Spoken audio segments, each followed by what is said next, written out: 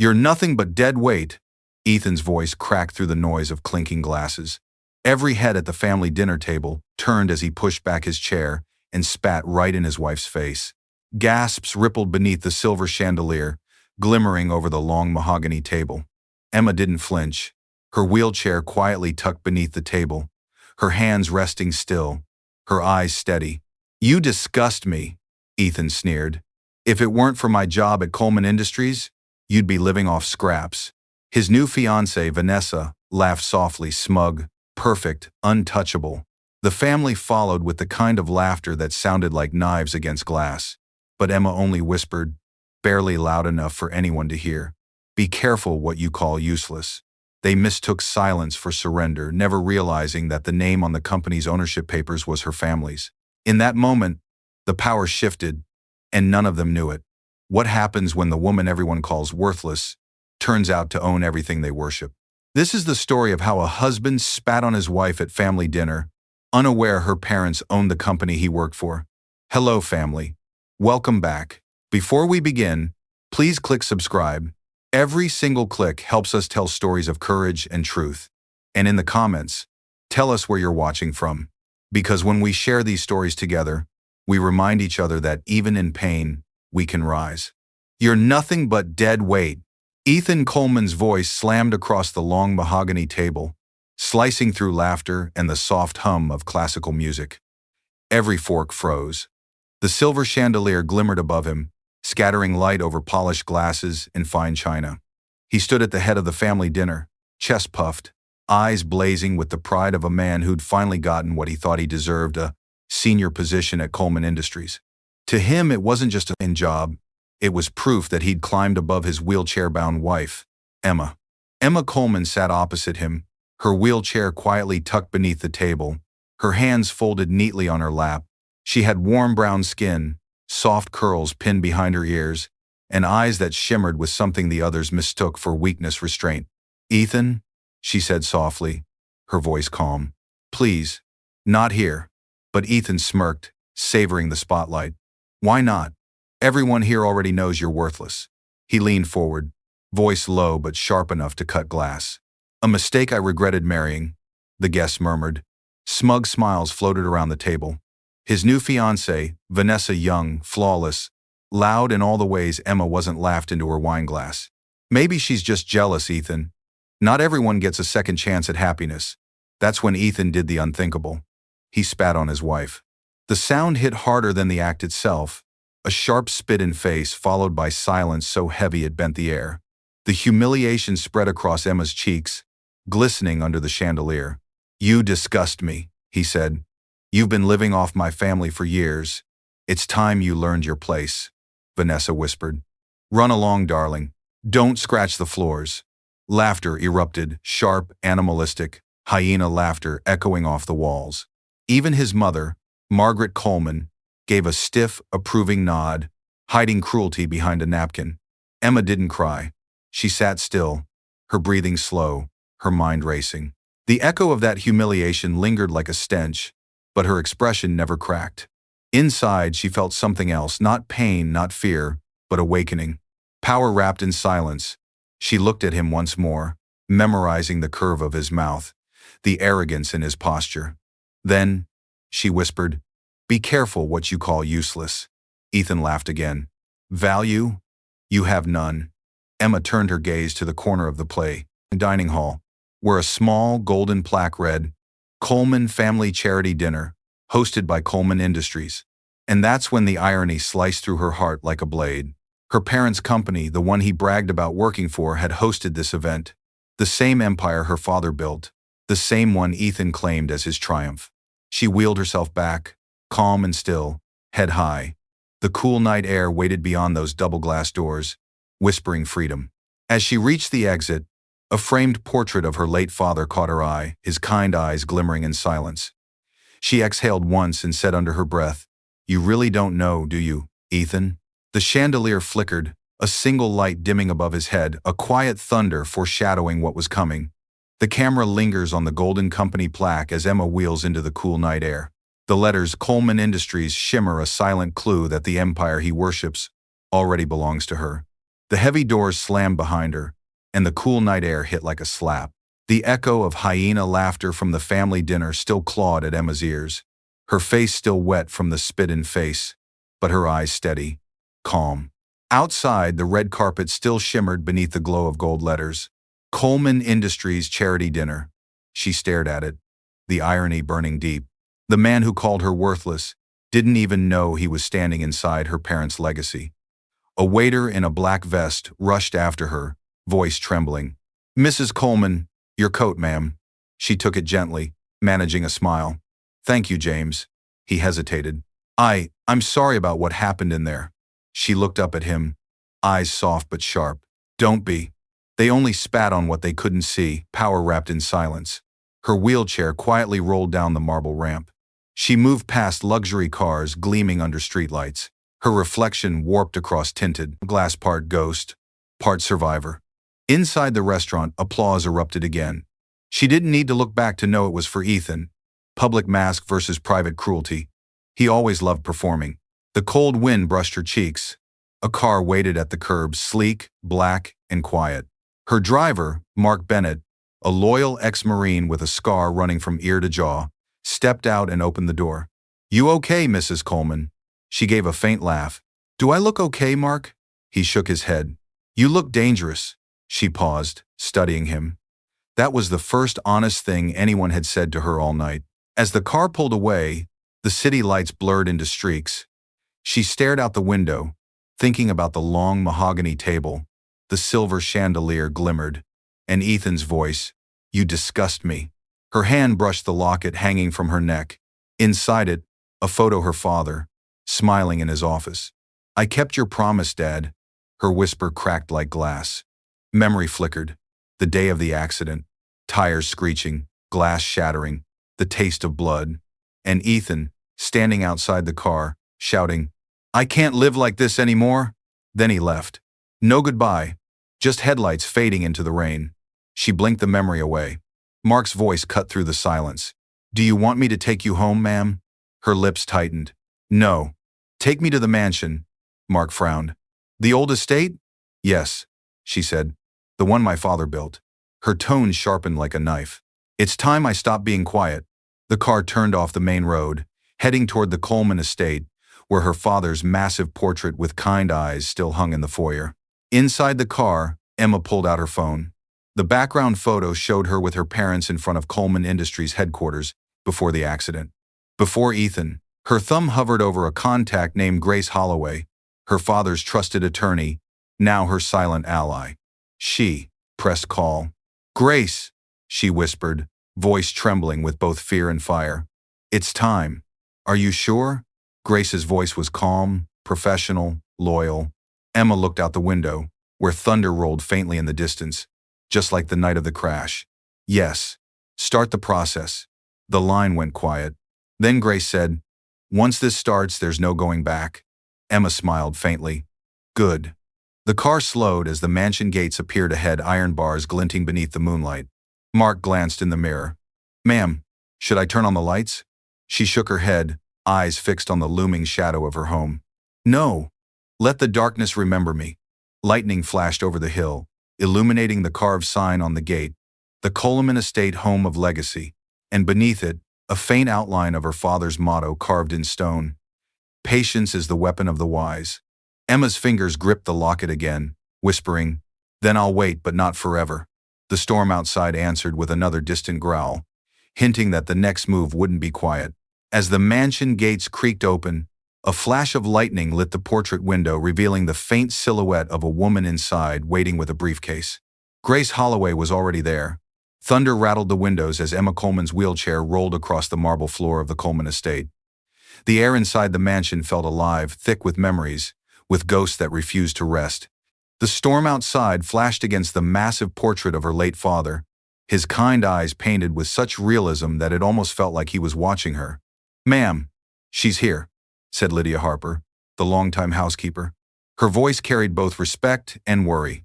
Emma turned her chair toward the grand hallway, where a tall woman in a dark gray suit stood holding a thick folder. Grace Holloway, 42, her father's former legal advisor, now Emma's, her most trusted ally. Her hair was tied back sharply, her expression calm, the kind of calm that usually came before a storm. Grace walked closer. "You called," she said simply. Emma nodded. "It's time." Grace placed the folder on the oak table. Lightning flashed again, revealing the words on the front page. Coleman Industries. Ownership and board structure. "Once this begins," Grace warned softly, "there's no going back. Every file, every signature, every name connected to your husband will be exposed." Emma's voice stayed quiet. "Then let it begin." The moment was charged, power wrapped in silence. Grace pulled out document after document, company statements, ownership documents, signed agreements. Emma traced her fingers along her father's signature. "He built this empire from dust," she said. "He trusted Ethan to represent it. Instead, Ethan spat on his own foundation." Lydia stepped forward, her apron trembling.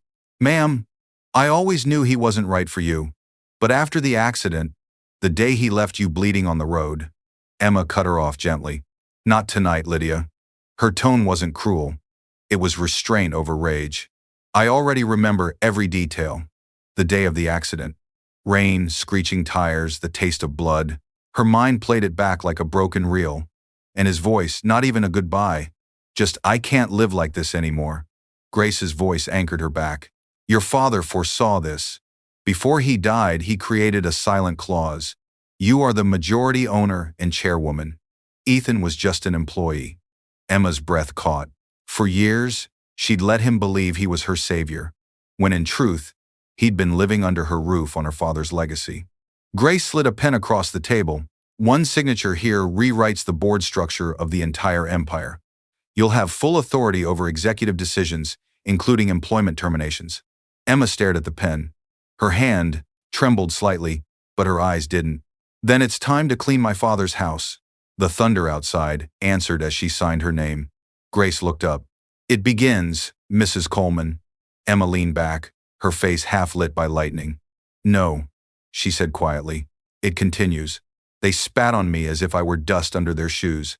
Now I'll show them what dust can become." The room fell silent. Even the storm paused for breath. Then Lydia whispered, "Ma'am, should I prepare the east wing?" Emma's eyes shifted toward the dark hallway. "Yes," she said slowly. "He'll come here soon. And when he does," her gaze lifted to her father's portrait, the lightning reflecting in her eyes. "Make sure the cameras are rolling." As lightning faded, the faint red glow of an intercom light blinked on the table beside her, blinking once, twice. Then a man's voice came through softly. "Mrs. Coleman, your husband just requested a meeting at headquarters tomorrow morning. If you're watching this and you haven't subscribed yet, please, take a second to do it now. Every click, every share, every comment helps us keep telling stories that give strength to women and children who've been broken, forgotten, or silenced. When you subscribe, you're not just supporting a channel, you're standing beside survivors, saying their stories matter. Turn on your notification bell so you never miss a story that could change a life. And in the comments, tell us, where are you watching from and what part of this story spoke to your heart. The storm hadn't stopped. Lightning cut through the night as if the sky itself was writing her vengeance across the clouds. Inside her study, Emma Coleman sat under the dim glow of a desk lamp, classical music whispering from an old radio. Piles of company statements, ownership documents, and signed agreements surrounded her like ammunition. Her wheelchair stood firm by the mahogany table, and her fingers traced the embossed gold letters on the folder. Coleman Industries Confidential. Across from her sat Grace Holloway, calm but alert, her sharp mind already anticipating the chaos to come. "The request came in 5 minutes ago," Grace said, sliding her phone across the desk. "Your husband wants a meeting tomorrow morning. He doesn't know yet who he'll be meeting." Emma's lips curved into a faint smile. Let him walk right into his own storm. A sudden crack of thunder rolled through the windows. Poised, patient, dangerous, that's how she felt. For years, Ethan had mocked her silence. Now it would become his undoing. Grace leaned forward. "We should finalize the restructuring tonight. The new board meeting is set for Friday. That gives us 72 hours to prepare the announcement." Emma nodded, flipping through pages, each stamped with her father's signature. "He left everything ready for me. All I had to do was remember who I am." Her voice softened as her eyes moved to the massive portrait of her late father. He used to say, "Patience is the weapon of the wise. I think I finally understand." The tension broke for a moment. Grace poured tea, her hands steady. "You've waited 5 years for this. That's longer than most people can hold on to sanity." Emma smirked. "I lost my legs, not my mind." The lightning flared again, illuminating a wall of newspaper clippings, charity dinners, mergers, and public smiles where Ethan stood beside her pretending to be the hero. Public mask versus private cruelty. Each photo was a scar in glossy print. "I'll make sure every executive who enabled him faces consequences," Emma said. "Start with the Dillards. Employment termination notices by noon." Grace scribbled notes. "And Ethan?" Emma's voice turned to ice. "Not yet. I want him to see the walls close in first." She wheeled toward the window, watching rain slide down the glass like tears. She'd refused to cry. "They spat on me as if I were dust under their shoes. Now they'll learn what dust can become when it learns to fight the wind." The clock ticked past midnight. Mark Bennett, her security chief, entered quietly, a tall man in black with military posture. "Perimeter's secure. Press has no clue where you are." "Good," Emma said. "Tomorrow, I walk back into that building, not as their victim, but as their boss." Grace smiled faintly. "What should I tell the press if they call?" Emma turned, eyes glinting. "Tell them power doesn't scream," she said softly. "It whispers." The storm outside answered her words, shaking the window frames like an applause from the heavens. Then the intercom on her desk buzzed once. A nervous voice came through. "Mrs. Coleman, a man claiming to be your husband just arrived at the gate." Emma's gaze hardened. The calm shattered. "Let him in," she said, "but keep the cameras rolling." As Mark stepped out to open the gates, lightning flickered across the driveway, revealing a familiar figure standing in the rain, holding a single envelope marked "Business Proposal." The front gates of the Coleman estate groaned open, revealing Ethan Coleman standing under the pouring rain, clutching a single envelope marked "Business Proposal." His tailored navy suit was soaked, his hair plastered to his forehead, but his arrogance hadn't drowned with the storm. Mark Bennett, the ex-Marine head of security, met him halfway down the driveway, jaw tight. "You don't have an appointment," he said flatly. Ethan smirked. "Tell my wife I'm here on business. She'll want to hear this." Mark didn't move. The only sound was thunder rolling above them, echoing the tension. Then, the intercom buzzed, and Emma's voice came through. "Let him in." Moments later, Ethan stepped into the grand foyer marble floors, shining under crystal light, portrait of her late father towering over him like silent judgment. He wiped his shoes carelessly on the rug that bore the family crest he never recognized as hers. Emma waited in the study, her wheelchair positioned behind the oak desk, the Coleman Industries folder open in front of her. Her posture was perfect, her calm surgical. "Emma," Ethan began, forcing a smile. "You look better." She glanced up, her tone even. "I wasn't sick. Just recovering from dead weight." He frowned but continued, setting the envelope on the desk. "Coleman Industries is expanding. I've drafted a partnership proposal that could benefit us both. I know people in upper management." "You mean my people?" She cut in gently. He blinked. "Excuse me? You're sitting in my office, Ethan." Her words landed like ice. He laughed, but it faltered when he saw Grace Holloway enter from the side door, clipboard in hand. "What is this?" he asked, glancing between them. Grace smiled faintly. "Mrs. Coleman's calendar is tight. Let's keep this brief." He shifted, confusion flickering. "Mrs. Coleman? What game are you two playing?" Emma leaned forward slightly, her tone still polite. "No game. Just business. You came here for a deal. Go ahead." Ethan swallowed. "Your father's company is failing without new investors. I'm offering a way to strengthen the brand." "My contacts are irrelevant," she interrupted. "I own the brand." He stared at her, searching for humor. "You?" He gave a short laugh. "You're crippled." Emma's voice didn't rise. "I lost my legs, not my mind." The silence that followed was suffocating. Outside, lightning lit the window, framing her like a queen in a throne of light and shadow. Ethan tried to recover. This is absurd. You're bluffing." Grace placed a file in front of him. Company statements, ownership documents, signed agreements bearing Emma's name beside the title, majority owner and chairwoman, Ethan's face drained of color. You can't. I can, Emma said softly. And I will. Business proposal declined. I don't do business with people who spit on me. Grace pressed the intercom. Mark, escort Mr. Coleman out. Ethan froze. Emma, please. But she had already turned away, poised, patient, dangerous. Mark's voice came from the hall. Understood. As Ethan stormed toward the exit, Grace whispered, That went better than expected.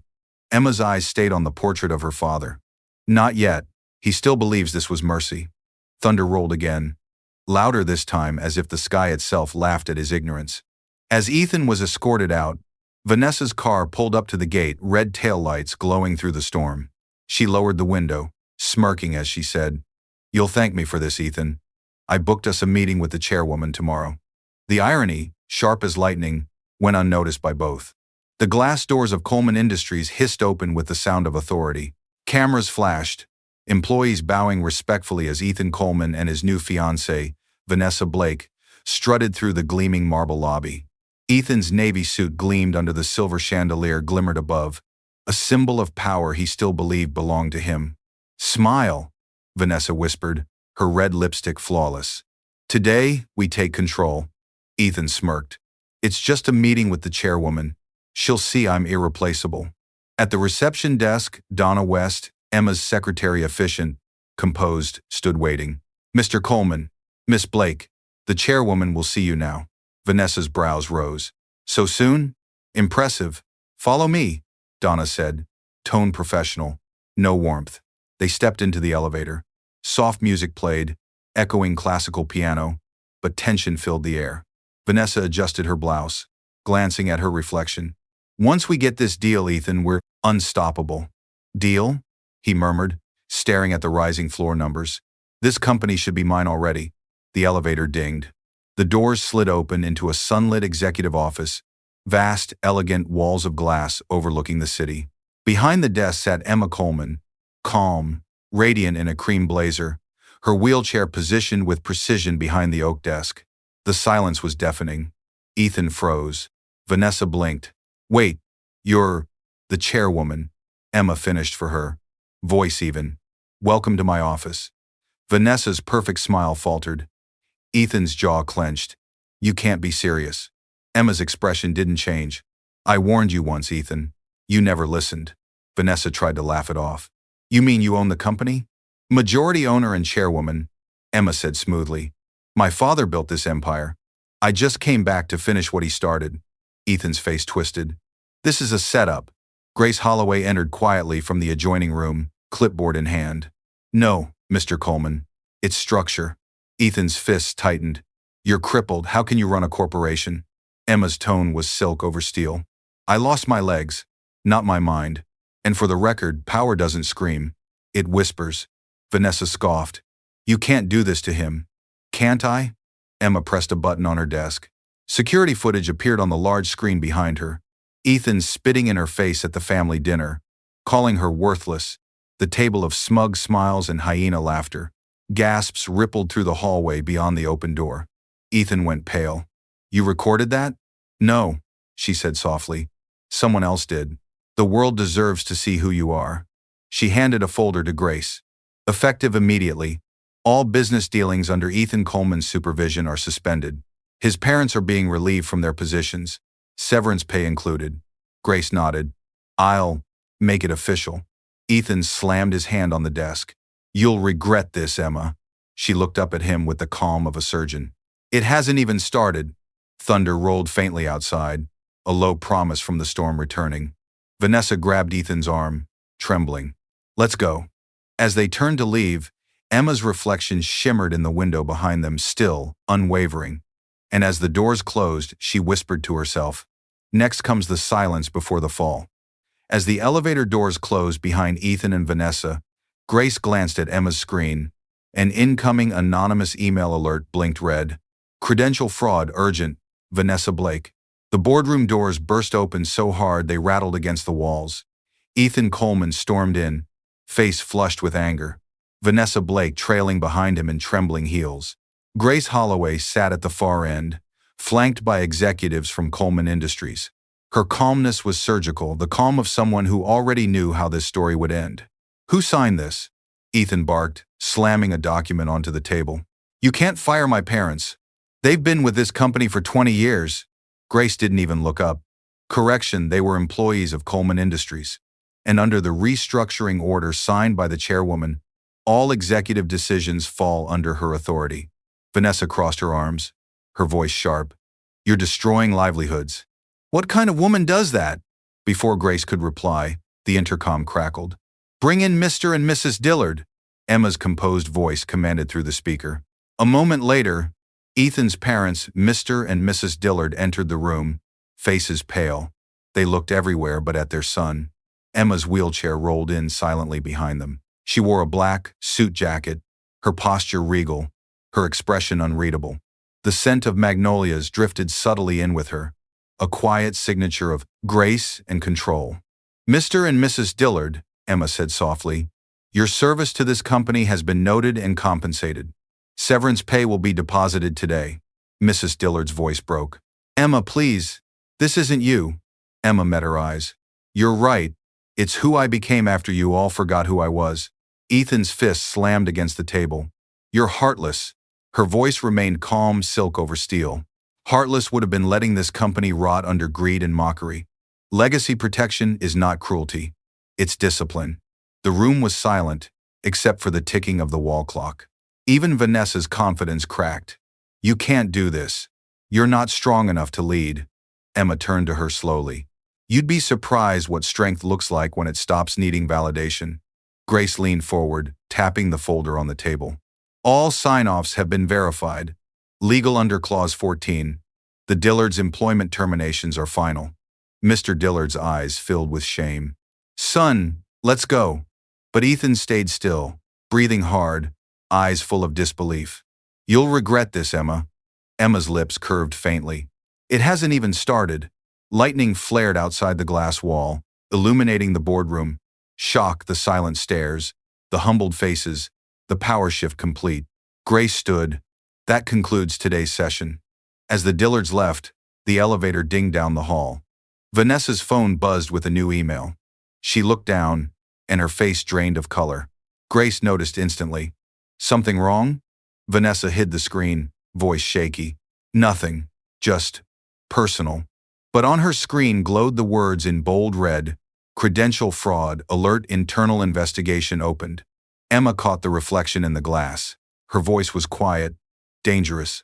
"Grace," she said, "pull her file." As the doors shut behind Ethan and his parents, Grace opened Vanessa's HR file and her eyes widened. "Emma," she whispered, "you need to see this." Outside, paparazzi cameras flashed against the glass. The scandal was already leaking. The HR department of Coleman Industries erupted like a shaken beehive. Phones rang nonstop, screens flashed red notifications, and whispers filled the glass hallway. Grace Holloway pushed through the chaos, a folder in hand, her face pale but determined. Inside the executive suite, Emma Coleman sat composed behind her oak desk, reviewing legal memos.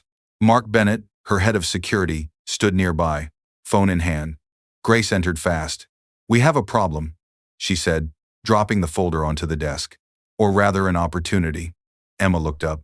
"What did you find?" Grace flipped the folder open. Inside were HR reports, falsified qualifications, and forged references, all under Vanessa Blake's name. "Someone sent this anonymously," Grace continued. "Apparently, Vanessa never graduated from Stanford. Her credentials are fake."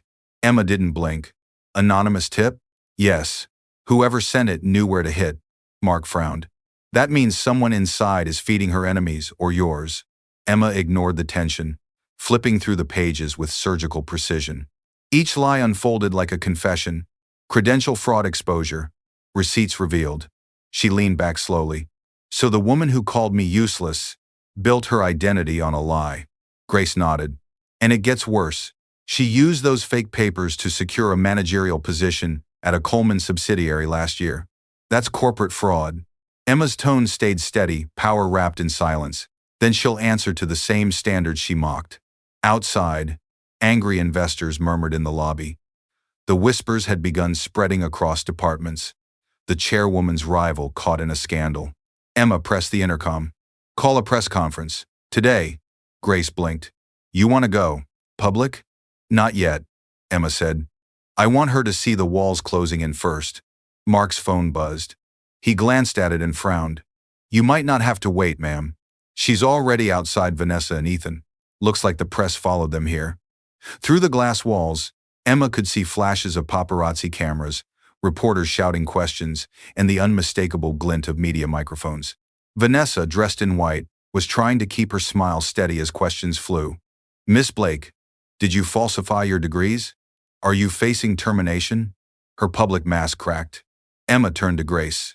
Prepare the internal memo. Violations of ethical conduct and professional integrity. Effective immediately, she's suspended. Grace typed quickly. Done. The email sent with a satisfying chime that echoed louder than thunder. Emma stood her reflection tall against the glass. Poised, patient, dangerous. Power doesn't scream, she said quietly. It whispers.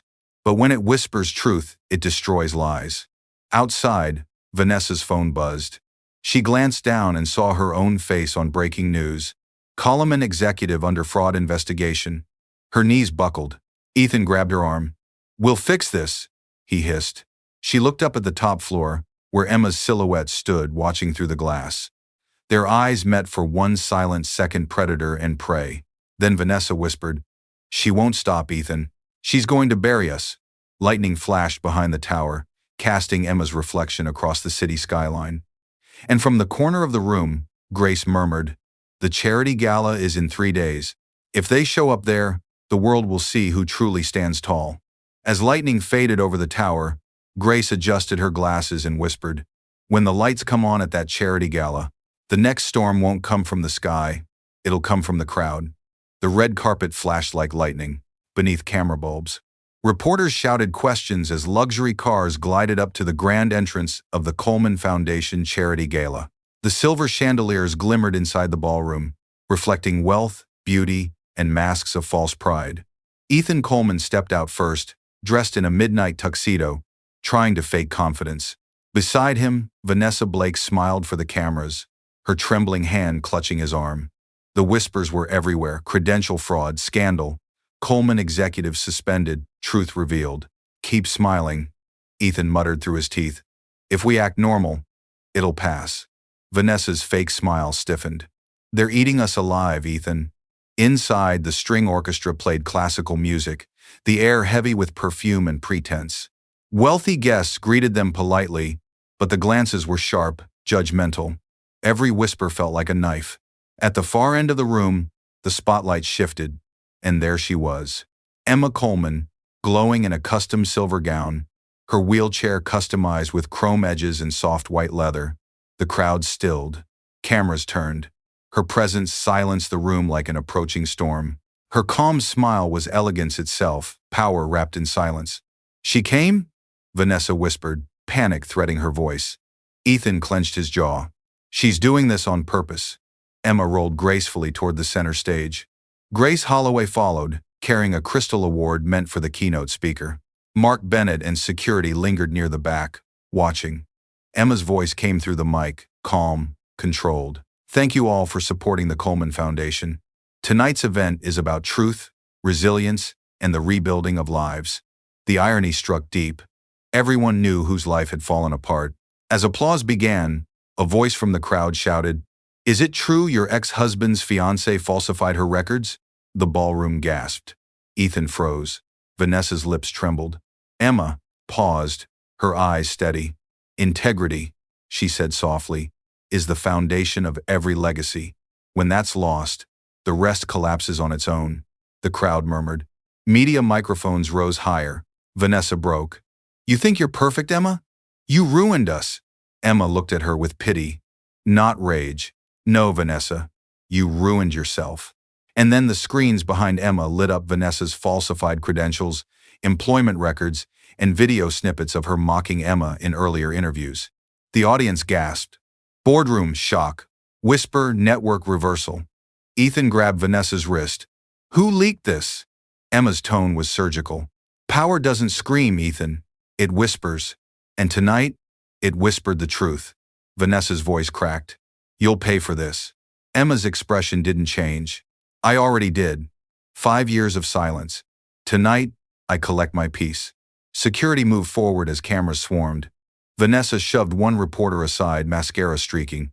Ethan stood frozen in the chaos, surrounded by flashing cameras, gasping guests, and his empire crumbling in real time. Emma turned the mic off, her calm restored. Grace whispered beside her, "It's done." Emma shook her head softly. "No, it hasn't even started."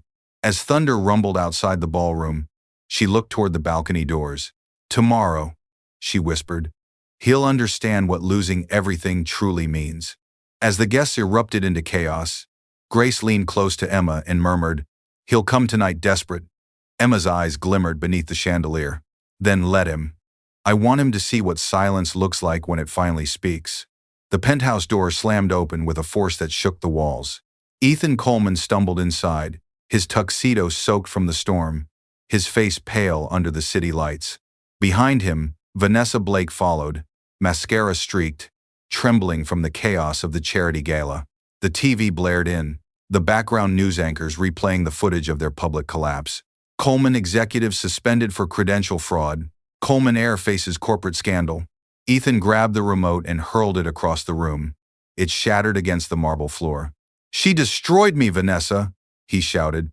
"She planned this from the start." Vanessa clutched her purse tightly. "You told me she was weak. You said she'd never fight back." He turned on her, fury wild in his eyes. "You think I saw this coming? She was supposed to be nothing, a burden. Dead weight."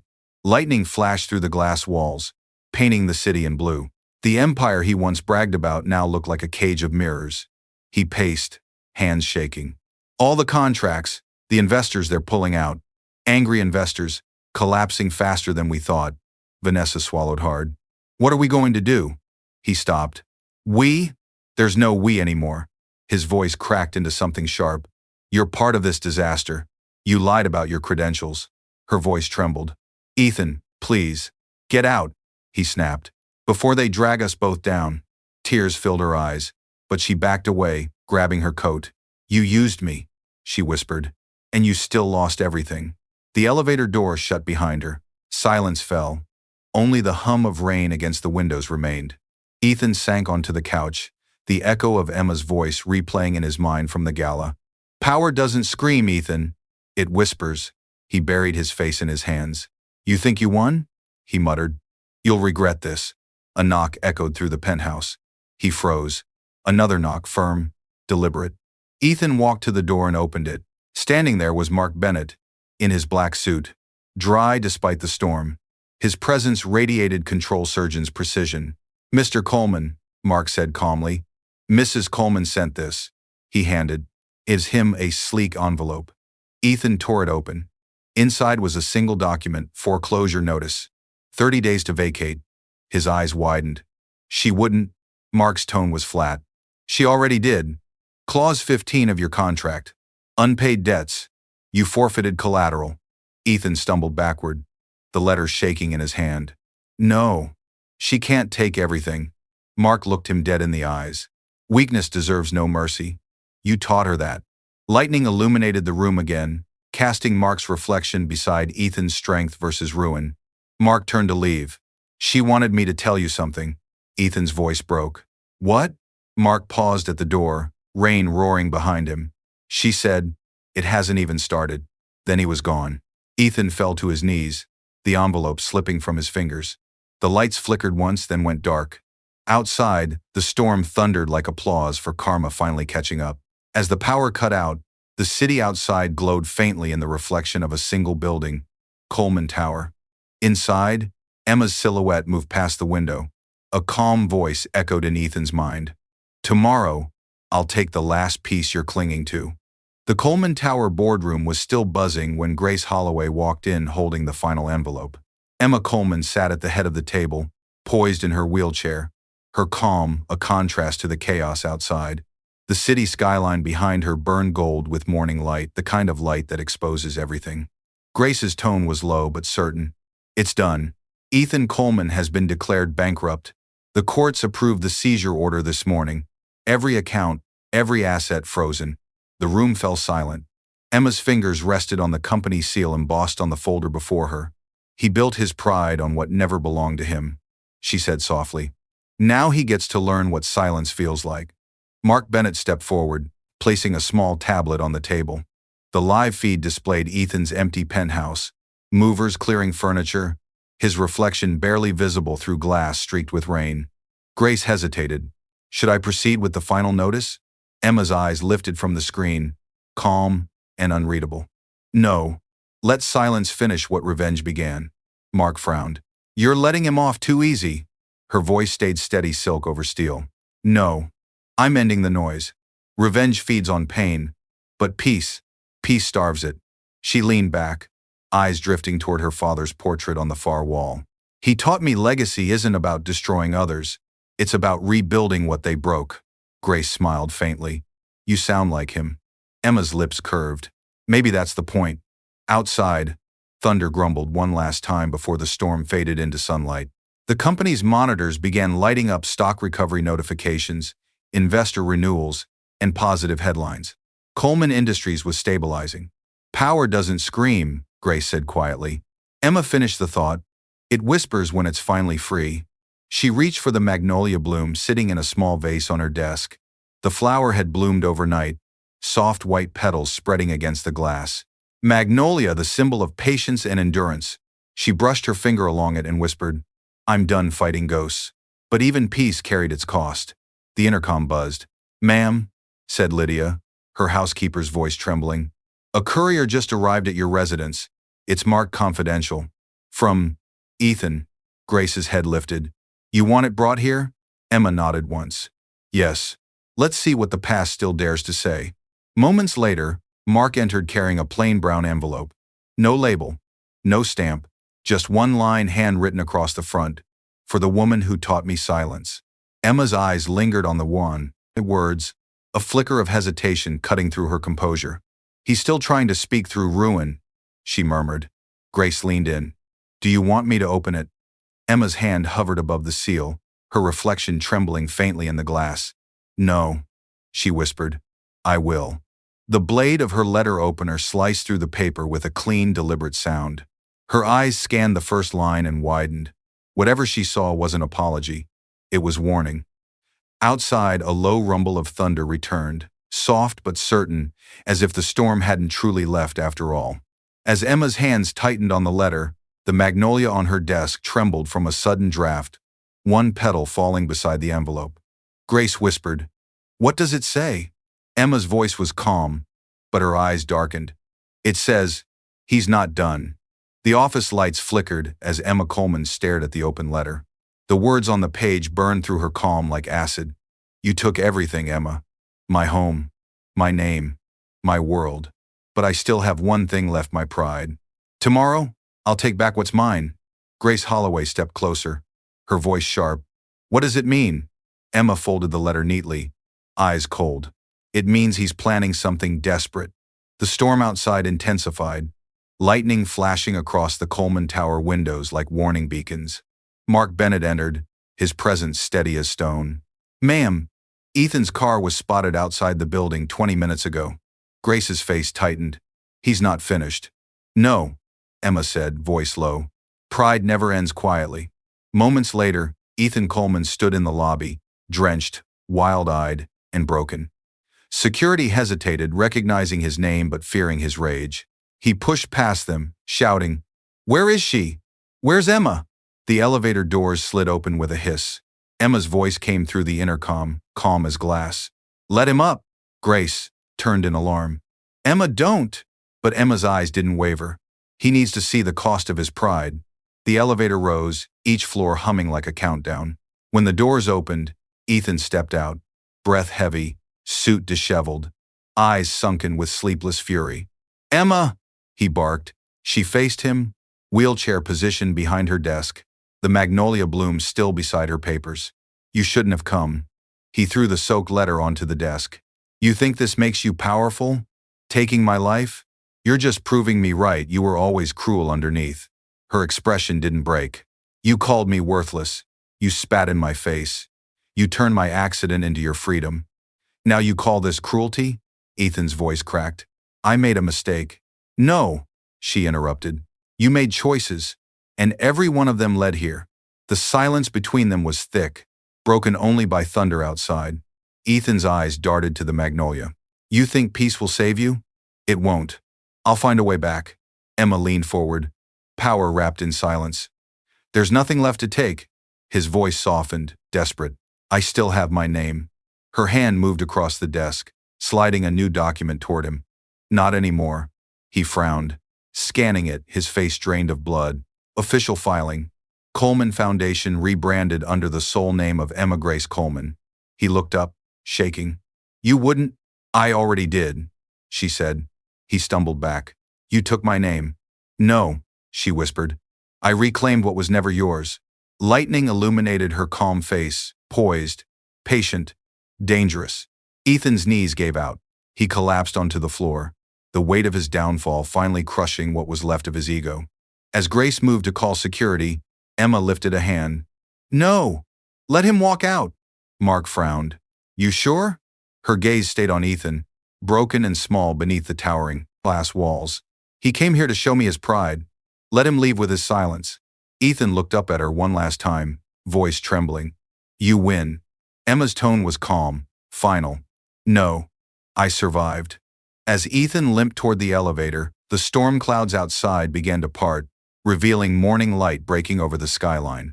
Grace looked at Emma and whispered, It's over. Emma's eyes softened toward the window. No, she murmured. Now comes the peace I've been fighting for. The morning sun cut through the clouds for the first time in days, pouring over the Coleman Foundation headquarters. Inside, the air smelled of fresh coffee and magnolias. Emma Coleman sat in her wheelchair near the tall glass window, watching the city she had rebuilt calm, vast, and finally hers. It had been 5 years of storms, betrayal, and endurance. Now, everything was quiet. A knock sounded on her office door. Grace Holloway stepped in, smiling gently, holding a small document.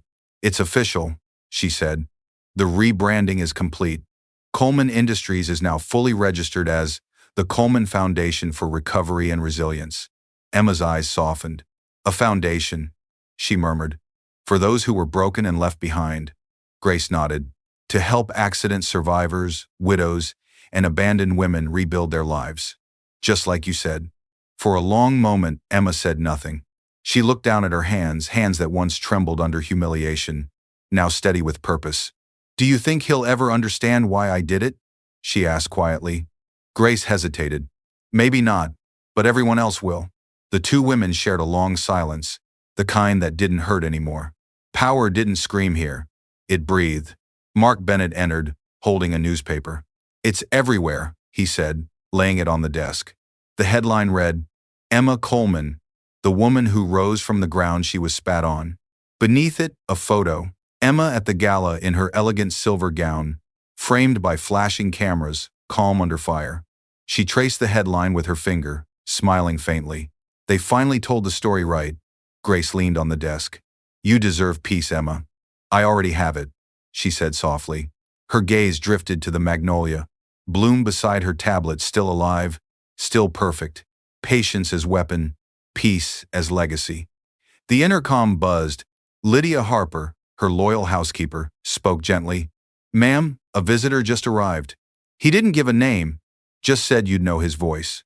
Emma's breath caught for half a second, then she exhaled slowly. Send him in. The door opened. It wasn't Ethan, it was Dr.